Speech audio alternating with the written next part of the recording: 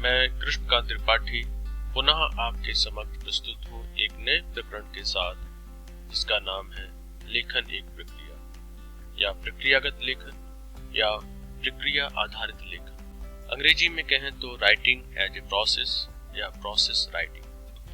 1970 के दशक से पश्चिमी देशों की विद्यालयों में पठन कौशल और लेखन कौशल में संबंध को मजबूत करने वाले 5 मुख्य शैक्षणिक व वैचारिक आंदोलनों में से एक है प्रोसेस राइटिंग मूवमेंट। पाठचर्या परंतु लेखन को हम प्रोसेस राइटिंग मूवमेंट का एक सहयोगी आंदोलन मानते हैं। जैसा कि हम जानते हैं, भाषा के 4 कौशल होते हैं: सुनना, बोलना, पढ़ना और लिखना। इन चारों कौशलों में से लेखन को सबसे उच्च स्तर का कौशल माना जाता है। विशेष रूप से द्वितीय भाषा अधिगम के संदर्भ में लेखन में दक्षता पाना अधिक कठिन कार्य होता है। 4 भाषा कौशलों में लेखन को एक जटिल प्रक्रिया और उच्चतर स्तर की क्षमता कहा जा सकता है। यह एक प्रक्रिया भी है और परिणाम भी, साथ ही साथ यह विचार स्पष्टीकरण की प्रवृत्ति भी है।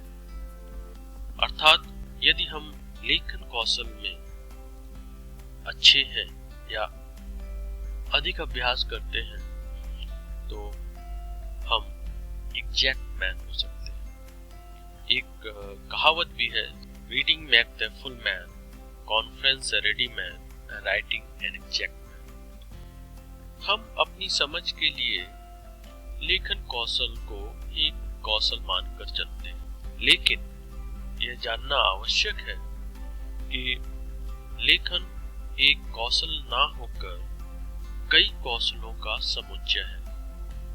लेखन से जुड़े विभिन्न कौशलों को हम 2 प्रकार के कौशलों में बांट सकते हैं: भाषागत कौशल और रचनागत कौशल। भाषागत कौशल जैसे कि वर्तनी, विराम चिन्ह, शब्द चुनाव आदि को कुछ विद्वान निम्न स्तर का कौशल भी कहते हैं, और रचनागत कौशल जैसे कि संकल्पना, आयोजन, संगठन आदि को उच्च कौशलों की संज्ञा भी दी जाती है। एक दूसरा मॉडल भी है जिसमें लेखन कौशलों को 3 भागों में बांटा जाता है: भाषागत कौशल, रचनागत कौशल और विषयगत कौशल।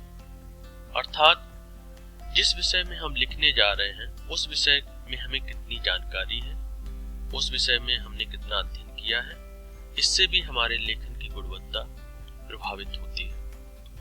जब हम कौशल शब्द का प्रयोग करते हैं तो उस समय हमारा जोर होता है कि आप सैद्धांतिक और संकल्पनात्मक ज्ञान से अंतर करते हुए अभ्यास की प्रक्रिया पर निर्भर किसी कला या शिल्प के संदर्भ में समझने का प्रयास करें। मुझे ज्ञान हो सकता है कि एक अच्छे लेख की विशेषताएं क्या है, लेखन की प्रक्रिया क्या है, परंतु बिना सतत अभ्यास के मैं लेखन में दक्ष नहीं हो सकता। लेखन कौशल के विकास के लिए मुख्य रूप से 2 पद्धतियां अपनाई जाती हैं: प्रक्रिया आधारित लेखन और विधा आधारित। कुछ विद्वान एक तीसरी पद्धति भी मानते हैं जिसे मिश्रित पद्धति कह सकते हैं। जो शिक्षक प्रक्रिया आधारित लेखन और विधा आधारित लेखन दोनों के गुणों को मिलाकर शिक्षण कार्य करते हैं, उसे हम समाकलित या मिश्रित पद्धति कहते हैं। प्रक्रिया शब्द से तात्पर्य है कि कुछ क्रियाओं की श्रृंखला, इसमें एक पदानुक्रम, अतः कोई विद्यार्थी उस पदानुक्रम को जानकर अभ्यास करते हुए बोलने की प्रक्रिया को सीख सकता है। तो हम भी जान लें कि लेखन प्रक्रिया में कौन कौन से पद हैं।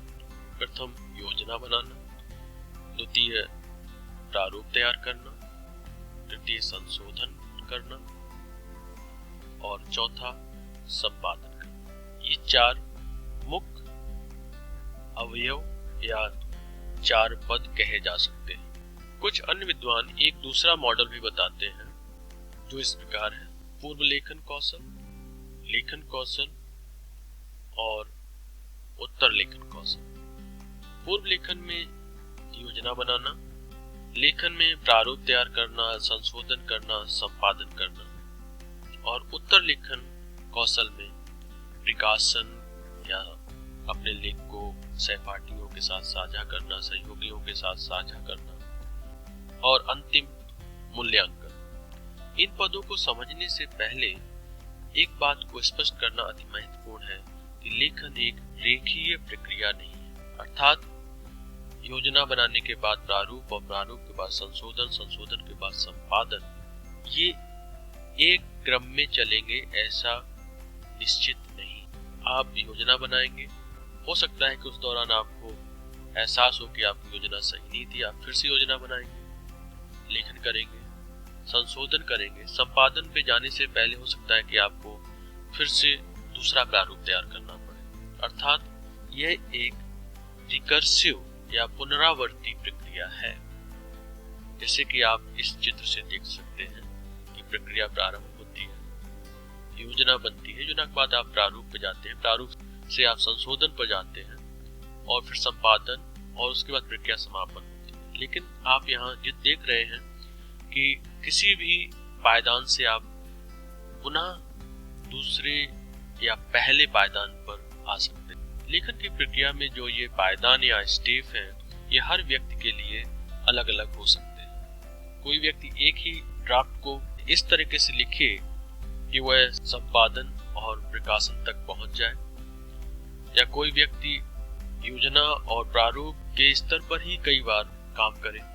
अर्थात लेखन एक अति व्यक्तिगत प्रक्रिया है। अब हम लेखन प्रक्रिया के विभिन्न पायदानों को समझ लेते हैं। प्रथम पद है योजना। इसे हम लेखन पूर्व क्रिया भी कह सकते हैं। यहाँ मुख्य कार्य चिंतन और मनन का रहता है। इसके उपपद इस प्रकार है: विचार मंथन, शब्द चयन, तीव्र मुक्त लेखन, क्या, कब, कैसे आदि। विचार मंथन को हम मस्तिष्क उद्वेलन या ब्रेन स्टॉर्मिंग भी कह सकते हैं। यदि कक्षा की परिस्थिति में यह पद समूह चर्चा का रूप भी ले सकता है। उसके बाद है शब्द चयन। किसी विषय विशेष में किस प्रकार के शब्दों का प्रयोग होगा, उन पे भी हमारा ध्यान जाना चाहिए। अगर आर्थिक क्षेत्र का विषय है तो उसके शब्द अलग होंगे, यदि विज्ञान का विषय है तो उसके शब्द अलग होंगे। समुचित शब्दों का हमारे पास संकलन होना चाहिए, जिससे कि हम अपने लेख के लिए कुछ शब्द चुन के निश्चित कर लें कि इन शब्दों का प्रयोग हमारे इस लेख में होगा। तीव्र मुक्त लेखन: जब कक्षा की उपस्थिति ना हो, सामूहिक विचार संभव ना हो, तब विद्यार्थी तीव्र गति से शब्दों और पदों को लिखना शुरू करते हैं। इसके बाद क्या, कब, कैसे आदि सवालों के उत्तर भी हमें खोज लेने चाहिए। ये प्रश्न हमें सूचना के विभिन्न ऑनलाइन ऑफलाइन स्रोतों तक ले जा सकते हैं। हो सकता है कि हमें कुछ विशेष साहित्य भी पढ़ना पड़े। अच्छा पाठक होना लिखने की प्रथम शर्त है। प्रक्रिया जानने से यह तात्पर्य नहीं हो सकता है कि हम बालू से तेल निकाल सकते हैं। अर्थात विशद अध्ययन से विचारों का संसर्ग होगा और नए विचार आएंगे। अब लेखन का मुख्य कार्य प्रारंभ होता है। इसे हम प्रथम प्रारूप भी कह सकते हैं। इस स्तर पर लेखक लेख के विचार प्रवाह पर ध्यान केंद्रित करता है, न कि व्याकरण, स्पष्टता आदि पहलुओं पर। अच्छा लेख इस बात पर भी निर्भर करता है कि लेखक अपने पाठकों का अनुमान किस हद तक लगा सकता है, अर्थात उनको कितना समझता है। यदि पाठक वर्ग आपके दिमाग में है तो आप समुचित शैली का चुनाव आसानी से कर सकते हैं। शैली और शब्दों का निर्धारण पाठक समूह के अलावा विषय, प्रकरण और विधा विशेष पर भी निर्भर करता है। अब तक हमारा पहला प्रारूप तैयार हो जाता है। पहला प्रारूप तैयार होने के बाद लाजमी है कि हम अपने लेख पर कुछ सुझाव आमंत्रित करें। सुझाव के लिए हम शिक्षकों से संपर्क कर सकते हैं, अपने सहपाठियों से संपर्क कर सकते हैं। बताना चाहूंगा कि विद्यालय स्तर के बहुत से लेखन कार्यक्रम इसलिए असफल हुए कि शिक्षकों द्वारा सतत पृष्ठ पोषण नहीं हो सका। फीडबैक प्राप्त करना एक वैकल्पिक पायदान है या सतत पायदान भी कह सकते हैं।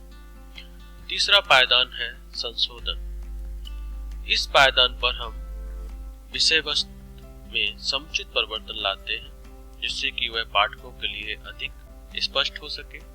संशोधन की प्रक्रिया लेख के प्रकार और स्तर पर भी निर्भर करती है। विद्यालय स्तर पर हम समूह में सहपाठियों या शिक्षकों की प्रतिक्रिया के अनुसार संशोधन कर सकते हैं। यदि हमारा लेख अति व्यक्तिगत प्रकार का है, हम किसी के साथ साझा नहीं करना चाहते हैं, तो हम कुछ समय या कुछ दिनों के उपरांत पुनः उस लेख को बार बार पढ़ें तो हम उसमें कमियों या खाली स्थानों को पूरा कर सकेंगे। चौथा पायदान है संपादन। इसे हम मुख्य प्रारूप कह सकते हैं। संशोधन के पश्चात हम अपने लेख को अब अंतिम रूप देना चाहेंगे।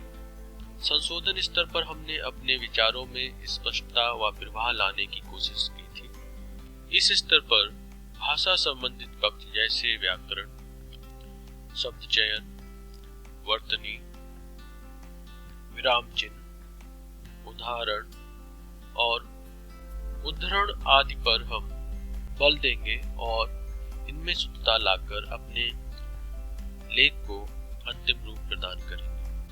जैसा कि आप जानते हैं कि प्रकाशन या कक्षा कक्ष में साझा होना प्रत्येक लेख की अंतिम परिणति होती है। अगर लेख को हम प्रकाशित नहीं करते हैं या हम लेख को अपने सहपाठियों के साथ साझा नहीं करते हैं तो लेखन कार्य का उद्देश्य पूरा नहीं हो सकता। और अंतिम पायदान मूल्यांकन, जो कि अंतिम ना होकर लेखन के 4 मुख्य स्तरों पर भी सतत रूप से चलता रहता है। अंत में लेख की गुणवत्ता का निर्णय साथी, शिक्षक, प्रकाशक, पाठक, समीक्षक आदि तो करते ही हैं, अतः मूल्यांकन आदि और अंत दोनों ही है। अब प्रश्न है कि प्रक्रियागत लेखन का कक्षा कक्ष में क्रियान्वयन कैसे किया जाए।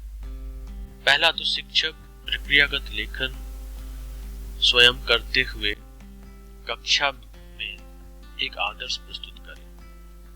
दूसरा, सतत प्रतिक्रिया और प्रतिपुष्टि द्वारा बच्चों को हर स्तर पर हम सहयोग प्रदान करें जिससे कि उनमें उत्साह बना रहे। लेखन प्रक्रिया के विभिन्न अवयवों पर अन्वेषण द्वारा भी हम विद्यार्थियों में लेखन क्षमता को बढ़ा सकते हैं। कक्षा कक्ष में लेखक समूह का निर्माण करके, क्योंकि कुछ बच्चे हो सकते हैं कि योजना बनाने में अच्छे हो, कुछ बच्चे लेखन प्रारूप लेखन में अच्छे हो, कुछ बच्चे संपादन में अच्छे हो। अतः अगर हम सभी बच्चों को एक साथ समूह में लिखने के लिए कहें तो एक दूसरे से सीखते हुए सभी बच्चे लेखन कार्य में कुशल हो सकते हैं। लेखन का लचीला कार्यक्रम भी तैयार किया जा सकता है।